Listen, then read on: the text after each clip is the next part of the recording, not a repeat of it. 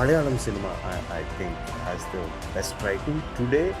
Today, if I'm envious of anyone, I would say it is the Malayalam writers and तब देखो Hindi cinema जिस तरह से जा रहा है तो कोई भी जा रहा है और same time Malayalam cinema is not just churning out good film, they churning out hits after hits.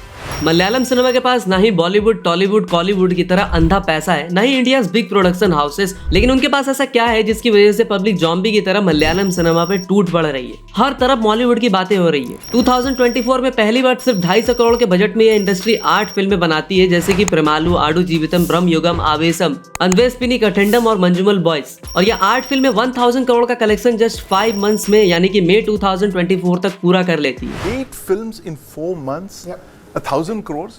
I don't think Malayalam cinema has seen 1,000 crores ever. Absolutely, and of the movies that you mentioned, nearly at least 5 or 6 of them are in the top 5, top 6 all-time highest money-earning films in Malayalam cine history. जैसे 2023 को बॉलीवुड के लिए golden year माना जाता है, वैसे ही 2024 को हमेशा मलयालम सिनेमा के लिए याद किया जाएगा। इस साल मलयालम इंडस्ट्री ने बहुत सारी बॉक्स ऑफिस हिट्स तो दी ही, और Malayalam film all we imagine as light ने कैन्स फिल्म फेस्टिवल में ग्रैंड प्रिक्स जैसा अवार्ड भी जीता और मलयालम सिनेमा को ग्लोबली क्रिटिकली एक्लेम भी दिलाया। लेकिन आज जहाँ सुपरस्टार्स 250 से 300 करोड़ की फीस ले जाते हैं, वही मलयालम सिनेमा जो इतनी बेहतरीन कंटेंट ड्रिवन सिनेमा बनाती है, वो बजट के लिए आज भी स्ट्रगल करती है। सफिशिएंट बजट ना हो पाने की वजह से कई बार फिल्म को बीच में रोक दिया जाता है। मंजुमल बॉयज आधे में रुक गई थी, 5 महीना रुकी रही, फिर कहीं से पैसे आए, फिर कैसे खत्म हुई, हमसे उनको थोड़ी ना मालूम, उनको मालूम होता है ये इस लेवल पे जाएगी। पर सवाल ये आता है कि जहां बॉलीवुड 350 करोड़ में BMCM एंड 190 करोड़ में गणपत जैसी फिल्म बना पाती है, तो वही 5 to 20 करोड़ में मलयालम सिनेमा कैसे ऐसी फिल्में बना ले रही है, और क्यों 2024 से पहले कभी इस इंडस्ट्री को इतनी ज्यादा हाइप और रिकॉग्निशन नहीं मिली। साथ ही साथ हम आपको इस फिल्म इंडस्ट्री की हिस्ट्री के बारे में बताएंगे, और ये भी बताएंगे कि कैसे इस इंडस्ट्री ने बहुत सी यूनिक जॉनर्स को एक्सप्लोर किया, और फिर ऐसा क्या हुआ कि मलयालम इंडस्ट्री की मूवीज को सॉफ्ट पॉर्न मूवीज के लिए जाना जाने लगा, और फिर कैसे इस छोटी सी इंडस्ट्री ने एक बड़ा कमबैक किया, और क्या आने वाले टाइम में मलयालम इंडस्ट्री बॉलीवुड के बचे कुचे मार्केट को भी बिना सॉस चटनी लगाए खा जाने वाली है। तो डिकोड करते हैं मलयालम सिनेमा के सक्सेस की असली स्टोरी। तब तक आप वीडियो को लाइक कर दो, फिर चाहे अब छोड़ा हो या छोड़ी। तो अगले 4 पॉइंट से हम downfall, rise and future of Malayalam cinema को समझेंगे। तो देखो, इस साल मलयालम सिनेमा ने एक से बढ़कर एक कंटेंट ओरिएंटेड मूवीज दी, जैसे प्रेमालू, मंजुमल बॉयज, मार्को, किसकिंदा कंदम एटसेट्रा। और ये सारी की सारी मूवीज इतनी अच्छी थी कि सिनेफाइल्स इन मूवीज को देखकर ये कहने लगे, किसने बनाया ये मुजस्सिमा, किसने बनाया ये मुजस्सिमा।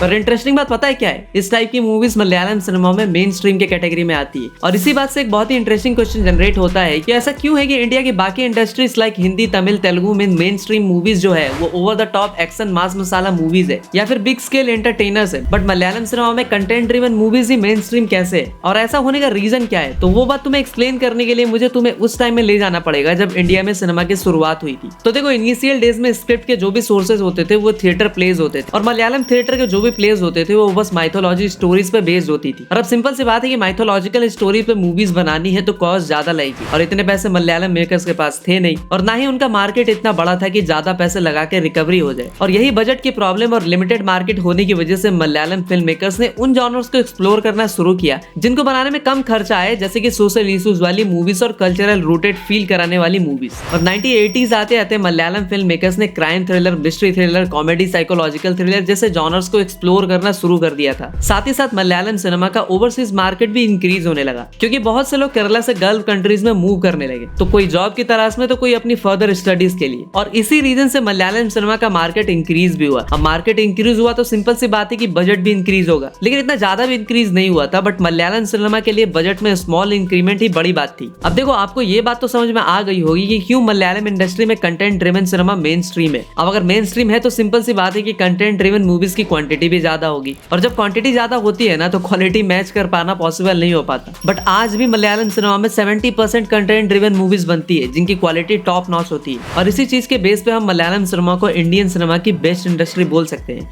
अब क्वेश्चन ये आता है कि मलयालम सिनेमा के बेस्ट होने का रीजन क्या है? तो अब उन फैक्टर्स पे बात करेंगे और आपको एक्सप्लेन भी करेंगे कि क्यों मलयालम सिनेमा बेस्ट है। और जो सबसे मेजर फैक्टर है वो है मलयालम मूवीज की राइटिंग। तुम जैसे जैसे मलयालम सिनेमा को एक्सप्लोर करोगे तुम्हें मालूम पड़ेगा कि इंडियन सिनेमा के जो बेस्ट राइटर्स हैं वो मलयालम इंडस्ट्री से ही बिलोंग करते हैं।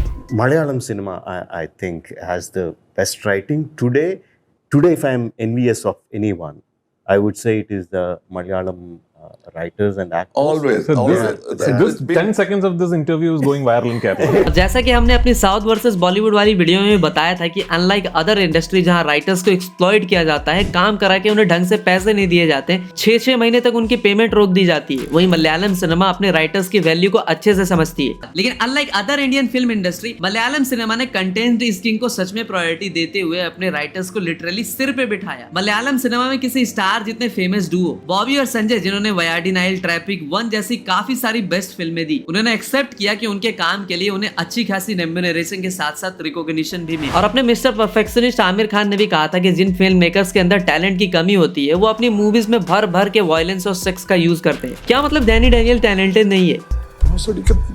मेरे कहने का मतलब यह है कि बहुत सी बिग मूवीज में एक्शन बहुत होता है बट स्टोरी के नाम पे घंटा कुछ नहीं होता, बट फिर भी ओवर द टॉप एक्शन की वजह से वो मूवी तगड़ा बिजनेस करती है। और मलयालम सिनेमा के पास इतना बजट है ही नहीं कि वो लोगों को अट्रैक्ट करने के लिए बिग स्केल एक्शन दिखा सके और बॉक्स ऑफिस पर धुआंधार पैसे कमा सके। तो लेते कि मलयालम फिल्म मेकर्स के पास एक ही हथियार बचता है और वो है उनकी राइटिंग। और ये एक रीजन भी है कि क्यों वो लोग राइटिंग को इतनी ज्यादा इंपॉर्टेंस देते हैं, क्योंकि उनकी मूवीज वीएफएक्स और एक्शन पे रिलाई नहीं करती बल्कि राइटिंग एंड परफॉर्मेंस पे रिलाई करती है। और मलयालम सिनेमा से Drishyam 2018, Kumbalangi nights, Bangalore days, Kaathal the core जैसी मूवीज आती है और टाइम टू टाइम हमें इस तरह की ग्रेट पीस ऑफ राइटिंग वाली मूवीज देखने को मिलती रहती है। और इस तरह का क्वालिटी सिनेमा ये लोग हर साल प्रोवाइड करते हैं। इसी साल की बात ले लो तो romantic film Premalu, survivor thriller Manjummel boys, masala masterpiece Aavesham, action film Marco and thriller film Kishkindha Kaandam. अब इतनी वैरायटी में अच्छी मूवीज देखने के बाद मैं मलयालम मेकर से पूछना चाहता हूँ कि कौन सा माल फूकते हो आप लोग जो कॉन्स्टेंटली मास्टरपीस मूवीज बनाए जा रहे हो? अगर थोड़ा माल बच गया हो तो बॉलीवुड वालों को भी सप्लाई कर दो। लेकिन मेरे इसी सवाल का जवाब दिया था मलयालम एक्टर टोविनो थॉमस ने। Have you ever thought how hard it is for us to bring a movie to national attention? Work harder, smarter, we work overtime, and that's how we create these movies. We are not smoking anything. Tovino Thomas की बात सुन के आपको समझ में आ गया होगा कि वो लोग कितनी ज्यादा मेहनत करते हैं। भले उनके पास बजट कम है, रिसोर्सेस कम है, बट स्टिल डेडिकेशन पूरी है। और यही बात मलयालम इंडस्ट्री में 35 फिल्मों से ज्यादा में काम कर चुके कमल हसन ने भी कही थी। उन्होंने कहा था कि मलयालम सिनेमा में 12-12 घंटे लोग काम करते हैं क्योंकि एक फिल्म को 3 हफ्ते में शूट कर लिया जाता है due to less budget. Otherwise, I come from an industry called Malayalam film industry. It's a small industry, so it is one long distance run, beginning to end. We have to finish shooting in 3 weeks. Like, Movies. Yeah, like 22 days they finished like a full feature 22 film. days Back or in the day, yeah. 23 days max, and we'll have to finish the film. So everybody is geared for that. So it sometimes exceeds 12 hours of work. इस पर Walt Disney का एक famous quote याद आ जाता है, don't make movies to make money, we make money to make more movies. और money word से एक बहुत ही इंटरेस्टिंग चीज दिमाग में आई, जहां बॉलीवुड में आजकल इलॉजिकल एक्शन मूवीज बना रहे जिनमें मेहनत कम लगती है और प्रॉफिट ज्यादा होता है, अच्छी स्टोरी की जरूरत नहीं पड़ती, ना अच्छी एक्टिंग होती है, बस प्रेजेंटेशन कुछ ठीक ठाक होता है और एक्शन होता है और इन दोनों से ही काम चल जाता है। तो हमारे मलयालम स्टार्स ऐसा क्यों नहीं कर पा रहे? उनका मन नहीं करता कि भैया हम बिना मेहनत किए भी धड़ाधड़ पैसे छापे जाए? तो भाई मन तो सबका करता है पैसे कमाने का, but the actual problem is Kerala audience जो ऐसी मूवीज को एक्सेप्ट ही नहीं करने वाली है। अब तुम्हारे दिमाग में ये क्वेश्चन आना चाहिए कि बाकी पूरे इंडिया की ऑडियंस तो कर लेती है उस मूवीज को एक्सेप्ट, तो भाई केरला की ऑडियंस को क्या दिक्कत है? देखो भैया बात कुछ ऐसी है कि केरला की जो पब्लिक है ना वो हाईली एजुकेटेड है, साथ ही साथ वो सिनेमा के लिए बहुत ही ज्यादा पैशनेट है। वहाँ के ऑडियंस का जो टेस्ट है वो सिनेमा को लेकर अलग ही लेवल का है। तुम्हें वहाँ पर ऐसे लोग भी मिलेंगे जिन्होंने वर्ल्ड सिनेमा को एक्सप्लोर किया है, जिन्होंने स्टैनली कुब्रिक से लेकर क्रिस्टोफर नोलन तक की मूवीज देख रखी है, कोरिया से लेकर फ्रेंच सिनेमा कुछ भी नहीं छोड़ा। और जिन लोगों ने इतनी क्वालिटी सिनेमा को एक्सप्लोर किया है वो कभी भी एक मीडियोकर मसाला मूवी पे सेटल नहीं होने वाले। तो वहाँ के ऑडियंस को अगर तुम्हें थिएटर तक लाना है तो एक मास्टरपीस मूवी तो बनानी पड़ेगी बॉस। और यही रीजन है कि वहाँ की टॉप 5 हाईएस्ट ग्रॉसर मूवीज में से सब की सब आर्ट मूवीज है। बट बॉलीवुड की अगर तुम टॉप 5 हाईएस्ट ग्रॉसर देखोगे हिंदी मार्केट में तो उनमें से एक भी फिल्म आर्ट सिनेमा नहीं है। तो किस इंडस्ट्री में किस टाइप के किस लेवल का सिनेमा बनेगा वो ऑडियंस से डिसाइड करती है। अब तक आपको समझ में आ गया होगा कि मलयालम सिनेमा बेस्ट क्यों है, बट क्या आपने कभी सोचा है कि 2024 से पहले मलयालम सिनेमा कहाँ पे थी? क्या वो लोग पहले अच्छी मूवी नहीं बना पा रहे थे? तो भाई ऑफकोर्स बना पा रहे थे, बट ऐसा क्यों है कि मलयालम सिनेमा को जो हाइप 2024 में मिली वो इससे पहले नहीं मिल पाई? और साउथ की बेस्ट इंडस्ट्री होते हुए भी इतने सालों तक नॉर्थ ऑडियंस मलयालम सिनेमा को समझ ही नहीं पाई। साथ ही साथ हम आपको ये भी बताएंगे कि कैसे एक बार मलयालम सिनेमा का इतना डार्क टाइम भी आया था कि वो इंडस्ट्री फिनिश होने के कगार पे थी, लेकिन फिर ऐसा क्या हुआ कि इंडस्ट्री ने एक तगड़ा कमबैक किया और कैसे 2024 में मलयालम सिनेमा सारी लाइमलाइट खा गई। तो देखो बात है 90 की, जब मलयालम सिनेमा अपनी पीक पर थी और एक अलग ही लेवल का क्वालिटी सिनेमा प्रोवाइड कर रही थी। मोहनलाल से लेकर ममूटी जैसे सुपरस्टार छाए हुए थे। फिर 2000 में एक ऐसा फेज या एक ऐसा डार्क टाइम शुरू होता है मलयालम इंडस्ट्री का कि एमटी वासुदेवन नायर, जो कि एक स्क्रीन राइटर है, वो अपनी स्क्रीन प्लेबुक में लिखते हैं कि उस टाइम पर मलयालम सिनेमा को सॉफ्ट पॉर्न मूवीज के लिए जाना जाने लगा था। और इसी बात से तुम अंदाजा लगा सकते हो कि मलयालम इंडस्ट्री की हालत कितनी खराब हो गई थी। और वो हालत खराब होने का रीजन भी मलयालम सुपरस्टार्स और मलयालम फिल्म मेकर्स ही थे, जो अपनी आइडेंटिटी को इग्नोर करके तमिल और तेलुगु मूवीज के स्टाइल को कॉपी करने में लगे हुए और ऐसी मूवीज बनाने में लग गए थे जिसमें स्टोरी की इंपॉर्टेंस ना के बराबर होती है और स्टार वैल्यू को ज्यादा इंपॉर्टेंस नहीं दी जाती है। बस इसी चक्कर में मलयालम इंडस्ट्री ना घर की रही ना घाट। और उस टाइम पर जैसे मलयालम इंडस्ट्री को आइडेंटिटी क्राइसिस फेस करना पड़ा था, वैसे ही कुछ सिमिलर सिचुएशन आज बॉलीवुड में भी अराइज हुई है, क्योंकि बॉलीवुड का हर बड़ा स्टार तमिल और तेलुगु मूवीज की तरह मास मूवीज बनाने में लगा है। बाकी बॉलीवुड स्टार या तो कोरियन मूवीज का रीमेक बनाने में लगे हैं या मलयालम, तेलुगु और तमिल मूवीज को हिंदी में छापने में। और जो थोड़ी बहुत ओरिजिनल मूवीज बनती है लाइक एनिमल जवान, वो फिल्में भी साउथ फिल्म मेकर्स ही आकर बॉलीवुड में बनाते हैं। तो मेरे कहने का मतलब ये है कि बॉलीवुड में बॉलीवुड जैसा अपना कुछ भी बचा नहीं है। और बॉलीवुड में आजकल स्क्रिप्ट के सोर्सेज दूसरी इंडस्ट्रीज की मूवीज होती है जिनका रीमेक बॉलीवुड करता है। तो बेसिकली बॉलीवुड अपना ओरिजिनल चार्म खो चुकी है और सेम सिचुएशन में मलयालम सिनेमा भी थी। ये डार्क टाइम 2000 से लेकर 2008 तक चला। तो अब बात करते हैं कि फिर कैसे मलयालम सिनेमा का कमबैक हुआ। तो उस डार्क टाइम पर मलयालम फिल्म मेकर्स को एक बात अच्छे समझ में आ गई कि यहाँ की ऑडियंस को वो टिपिकल मास मसाला मूवीज नहीं बेच सकते।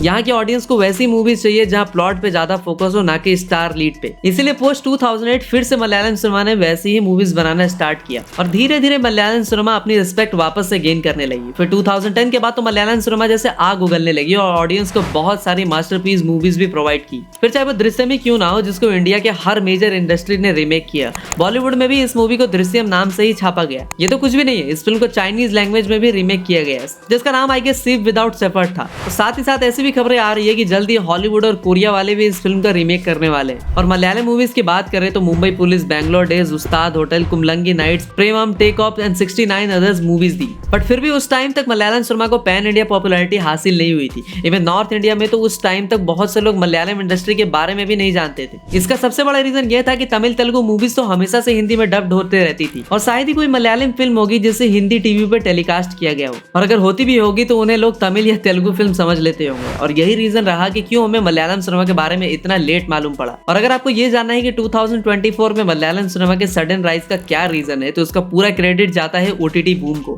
और कैसे ओटीटी ने मलयालम सिनेमा की हेल्प की, वो तुम्हें फिर से खुद टोबिनो थॉमस बताएंगे। It will be a theatrical film. If it's not theatrical, me and Basil won't be associating with that. Okay. So that's what we want. Like Minal Murali won, and we want Netflix to acquire the OTT rights because we want to have Minal Murali 1 and 2 on Netflix, but after theatrical release. We need a theatrical run for that kind of movies. We created that movie for theaters, but unfortunately, because of those circumstances, we had to release it in OTT. But Netflix did a very good job in promoting that movie. If we had a theatrical release, I don't know if we could have done that much promotion for a movie. We cannot bring Yuvraj Singh. We cannot bring Khali for the promotions. You know? It's very hard with the budget we have in our hands to do such promotions. So I'm very much thankful to Netflix for promoting Minal Murali like that, and whatever promotions they did, it worked. For the film. But that was a particular circumstance. In that situation, we had no other options. देखो Malayalam industry एक बहुत ही छोटी industry है जिसका promotion budget ना के बराबर होता है। तो उनकी movies mostly word of mouth पे डिपेंड करती है। अगर वो पॉजिटिव रहती है तो फिल्म हिट, वरना फिल्म फ्लॉप हो जाती है। और मलयालम इंडस्ट्री के पास ना इतना बजट है और ना ही इतने सोर्सेज की पैन इंडिया लेवल पे अपनी मूवीज को रिलीज कर पाए, उन मूवीज को मार्केट कर सके। और इसीलिए इस साल मलयालम सिनेमा के सडन राइज का रीजन ओटीटी ही है, क्योंकि जो भी मूवीज ने मलयालम सिनेमा में अच्छा परफॉर्म किया, सारी की सारी मूवीज को ओटीटी प्लेटफॉर्म पर मल्टीपल लैंग्वेजेस में डब किया गया, इवन डिजिटल प्रमोशन तक किया गया, जिसकी वजह से वो मलयालम मूवीज हर कोई देख पाए। इसलिए मलयालम सिनेमा की पॉपुलैरिटी इंक्रीज हुई और मलयालम सिनेमा के जो भी मूवीज को ऑल ओवर इंडिया पसंद किया गया, वो उनके ओटीटी रिलीज के बाद ही। तो अब तक आप समझ चुके होंगे कैसे ओटीटी एक मेजर रीजन है मलयालम सिनेमा के सडन राइज का। And as you all know कि हम मलयालम सिनेमा की हिस्ट्री, राइज, डाउनफॉल, पीक पर बात कर चुके हैं। अब अगर हम बॉलीवुड और मलयालम सिनेमा को कंपेयर करेंगे तो मुझे पता है कि बहुत लोगों को ये कंपैरिजन अनवांटेड लगेगा, बट मुझे रिसर्च करते टाइम काफी सारी ऐसी इंटरेस्टिंग चीजें पता चली जो मुझे अंदर से हिला कर रख दिया। अगर मैं आपको कहूँ कि इस साल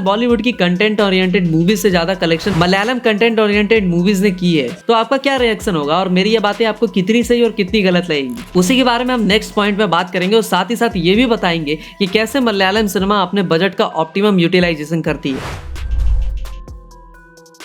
तो देखो, बॉलीवुड और मॉलीवुड में कंपैरिजन करने से पहले ही मैं आपको बता दूं कि हम लोग बस दोनों इंडस्ट्रीज की कंटेंट ड्रिवन मूवीज को ही कंपेयर करेंगे और सिर्फ कंटेंट ड्रिवन मूवीज को कंपेयर करना ही वैलिड भी होगा। तो शुरू से शुरू करते हैं। इस साल बॉलीवुड में काफी अच्छी कंटेंट ड्रिवन मूवीज बनाई गई, जैसे कि लापता लेडीज जिसका world wide box office collection 31 crore था। उसके बाद मडगांव एक्सप्रेस जिसने 48 करोड़ का बिजनेस किया था। किल जिसको बेस्ट इंडियन एक्शन मूवीज भी बताया गया, उसका final box office collection 47 crore था। अभिषेक बच्चन की masterpiece film I want to talk का टोटल कलेक्शन भी बस 2 करोड़ था। और अब मलयालम सिनेमा की कंटेंट ड्रिवन मूवीज की बात करते हैं। Manjummel boys 242 crore, Aavesham 155 crore, Premalu 130 crore, Aadu Jeevitham the goat life 160 crore. India की एक छोटी सी इंडस्ट्री के कंटेंट ड्रिवन मूवीज इंडिया की सबसे बड़ी इंडस्ट्री बॉलीवुड की कंटेंट ड्रिवन मूवीज को बीट कर रही है। और आपको बता दूं कि मलयालम इंडस्ट्री का टारगेट मार्केट इंडिया में बस 3% का है, क्योंकि मलयालम बोलने वाले लोग बस 3 करोड़ है, वही हिंदी ऑडियंस लगभग 52 करोड़ है। तो इतना छोटा मार्केट होते हुए भी मलयालम सिनेमा कैसे बॉलीवुड की कंटेंट ड्रिवन मूवीज को बीट कर रही है, जबकि बॉलीवुड का मार्केट मलयालम सिनेमा से 20 टाइम्स ज्यादा है। तो क्या ये मान लिया जाए कि हिंदी ऑडियंस को बॉलीवुड की बेहतर मूवी में कोई इंटरेस्ट ही नहीं है, या फिर यूं कहें कि हिंदी स्पीकिंग ऑडियंस का टेस्ट ही खराब है? तो देखो, नवाजुद्दीन सिद्दीकी जो Majid mountain man, the lunch box, बहू मुसाई, बंदूकबाज, हरामखोर जैसी कंटेंट ड्रिवन सिनेमा दे चुके हैं। जाना है तुझे, जाना है, जा चल जा, मेरी लाश पे उतर के जा, जा चली जा। शर्म नहीं आई है? शर्म नहीं आई? तो वही नवाजुद्दीन कहते हैं कि बॉलीवुड की आर्ट या कंटेंट ओरिएंटेड फिल्मों को थिएटर से निकाल के फेंक दिया जाता है। इवन ओटीटी वाले भी बड़े मशक्कत करने के बाद उनकी फिल्मों को खरीदते हैं। अगर इस तरह की फिल्म, इस तरह का सिनेमा हम रिलीज करें तो मुश्किल से स्क्रीन में भोगी बैठे ना हम लोग तो। अच्छा, फिर उस सिनेमा को हम सोचते हैं कि चलो ओटीटी पे डाल दें, तो ओटीटी भी लेने के लिए तैयार नहीं होता उसको, क्योंकि हम हिंदी ऑडियंस को झूमे जो पठान, मेरी जान या फिर टाइगर का स्वैग देखना जो पसंद है। देखो, no hit for SRK Salman, क्योंकि उन्होंने भी फैन ट्यूबलाइट जैसी फिल्में बनाई थी, बट क्या ही कर सकते हैं। आप लोगों के अकॉर्डिंग इसका क्या रीजन है, कमेंट में बताना। तो अब चलते हैं हमारे नेक्स्ट सेगमेंट की तरफ, जो की है बजट। और जैसे इंडिया के वुमेन को पता है कि कम खर्चे में घर कैसे चलाया जाता है, वैसे ही मलयालम फिल्म मेकर्स को अच्छे से पता है कि कैसे कम बजट में मास्टरपीस सिनेमा बनाया जाता है। जहां आजकल बॉलीवुड में TJMM जैसी रोम कॉम फिल्म पर 200 करोड़ फूक दिए जा रहे हैं, वही मलयालम इंडस्ट्री 9 करोड़ के बजट में प्रेमालू जैसी मास्टरपीस फिल्म बना देती है। और रिसेंटली रिलीज हुई बेबी जॉन, जिसका बजट 180 करोड़ जा रहा है। और गणपत BNCM का नाम भी मत लेना, अभी गरियाना स्टार्ट कर दूंगा। तो वहीं अभी रिसेंटली मलयालम इंडस्ट्री की भी एक एक्शन फिल्म रिलीज हुई थी, मार्को, जिसे इंडिया की मोस्ट वायलेंट फिल्म भी बताया जा रहा है। और इस फिल्म का बजट बस 30 करोड़ था। और ये मैं एग्जाम्पल इसलिए दे रहा हूँ ताकि आपको समझा पाऊँ कि ये लोग कितने अच्छे तरीके से अपने बजट को फुल्ली यूटिलाइज करते हैं। और वो लोग कम बजट में भी अच्छी मूवीज इसलिए बना लेते हैं क्योंकि वो लोग स्टार को नहीं, एक्टर को कास्ट करते हैं। और फिल्म में ममूटी जैसा कोई सुपरस्टार हो या फिर कोई नया लौंडा, अगर कहानी अच्छी है तो उसे फुल सपोर्ट मिलता है। साउथ में वो सिस्टम में इक्वालिटी है,